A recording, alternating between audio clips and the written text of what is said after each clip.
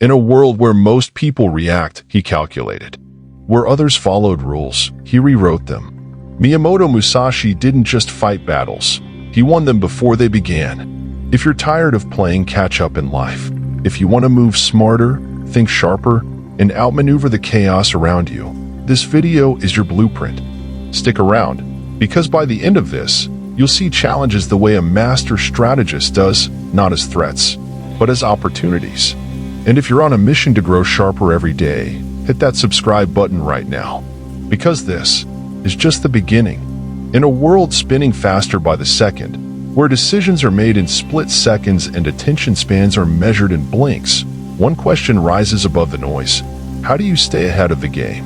Not just survive, but outmaneuver, outthink, and outperform everyone around you? Enter Miyamoto Musashi, a warrior, a wanderer, a thinker. His life, forged through battle and solitude, holds answers not just for fighters, but for anyone facing the battlefield of modern life. Musashi didn't just win duels, he built a system for domination, mentally and physically. His strategies weren't about brute strength, they were about thinking 10 steps ahead, mastering yourself, and understanding others so deeply that victory became inevitable. This isn't a story about swords. It's a roadmap to outsmarting everyone without needing a single weapon. Let's step into the mind of Miyamoto Musashi. Origins of a relentless mind. The world Musashi was born into was chaos incarnate. Feudal Japan during the Sengoku period was a land of burning villages and shifting allegiances. Warriors weren't trained, they were forged. Musashi was only 13 when he killed his first opponent in a duel, not out of malice, but necessity. Orphaned early, abandoned by comfort, he grew up untethered, answerable to no lord, no school, no tradition. This made him dangerous. Why? Because he wasn't defending an identity given to him. He was building one. As Musashi wandered from province to province, he wasn't just seeking challengers, he was testing reality. With each fight, he studied fear. He dissected timing. He learned that every opponent reveals themselves if you're silent long enough to see it. His upbringing wasn't an origin story, it was a training ground for someone who would eventually write one of the most influential books on strategy in history. The duel begins in the mind. Most people think battle starts with a clash, but Musashi knew better. It begins long before. When he entered a duel, the first thing he tried to break wasn't the body, it was the mind. Musashi understood something that even modern psychology echoes. If you can shape how someone thinks, you shape what they do. His strategies relied on more than technique. They were built on disrupting rhythm, creating uncertainty, and forcing opponents to act from fear rather than reason. In that state, even the strongest warrior makes fatal mistakes. He never relied on the same tactic twice. He changed his timing. He delayed arrivals. He used crude wooden swords to win against steel blades, not to show off, but to prove the point. The tool doesn't matter. The mind does. To win, he didn't need to fight better. He needed to think differently. The 5 elements of strategic dominance. In his final years, Musashi retired to a cave to reflect. The result? A short book that would echo through centuries, the Book of 5 Rings. But this wasn't just a manual for warriors. It was a guide for mastering anything. Each ring is named after an element, revealing deeper truths not just about combat, but life, decision-making, and personal power. Earth, the foundation. Know your structure. Without grounding, no growth survives. Water, the ability to shift, to bend, to change shape depending on the container, because rigidity is death. Fire, the fire within, the drive. The moment when you move decisively, not because you're ready, but because it's time. Wind, understanding others. Not just their strengths, but their blind spots. Learn their patterns, break them.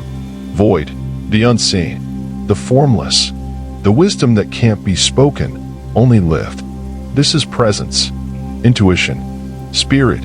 Musashi teaches that greatness isn't built by mastering one way. It's found in seeing all ways and moving freely between them. How to win without fighting. Here's the paradox. Musashi's deepest genius wasn't in killing. It was in avoiding battle altogether. He often arrived hours late to duels. or used psychological ploys to break an opponent before they could even draw their sword. Some called it dishonorable. Musashi called it intelligence. This wasn't cowardice, it was strategy. He studied people's expectations, then shattered them. He knew how to manipulate perception to appear more skilled, more dangerous, more untouchable than he actually was. By the time his opponents stood before him, they were already defeated in their own mind. This isn't just a martial technique, it's a life lesson. The best victories come when you win before the fight begins. 2 swords, 1 strategy.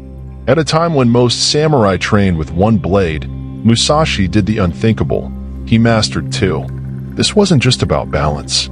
It was philosophy in motion. He called his style Niten Ichiryu, 2 heavens as 1. 2 hands, 2 swords, 1 mind. It was more than technique. It was metaphor. The right and the left. The yin and the yang. Attack and defend at the same time. Stay open while staying ready. This method forced Musashi to see his environment differently, no longer limited to linear thinking. He could improvise, adapt, dominate, and more importantly, it taught him to let go of tradition. Just because something has always been done one way doesn't mean it's right for you. Real mastery is when you create your own path by walking it. The 21 Precepts of a Warrior Philosopher. Shortly before his death, Musashi wrote his most distilled wisdom, the Dokkōdō, the Way of Walking Alone. It wasn't a long book, just 21 lines, but each one cuts deeper than a blade. They read like a minimalist's manifesto, a monk's vow, a warrior's last will. Accept everything just the way it is.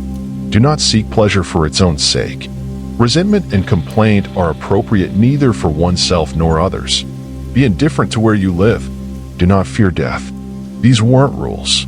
They were revelations earned through hardship, solitude, and deep introspection. In a world obsessed with comfort and praise, Musashi's words are cold, raw, and necessary. He reminds us that clarity doesn't come from more, but from less. From facing discomfort, from standing alone, from trusting your own path. Legacy of a timeless mind. Musashi's strategies were controversial. His victories weren't always fair. His philosophy wasn't warm, but it worked, because he understood something most people miss. Life is war, but not always the kind you see. The real war is internal. It's against your impulses, your fears, your laziness, your need to be liked. Musashi didn't just defeat opponents, he defeated himself, daily. That's why his legacy endures. Today, his teachings are studied by CEOs, military leaders, creatives, and athletes not for swordsmanship, but for what lies underneath: mental resilience, strategic thinking, adaptability, and above all, mastery of the self. Final thought: outsmarting in the modern world. You're not fighting samurai, but you are fighting distractions, deadlines, doubt. The battlefield has changed, but the game hasn't. Musashi's message is this: outsmarting others begins with outsmarting yourself. And when you do that, you won't need a sword. Your presence will be enough. If this awakens something in you, if it made you see yourself and your path with sharper eyes, then subscribe and stay on this journey. We have so much more to uncover, because just like Musashi, we're only getting started.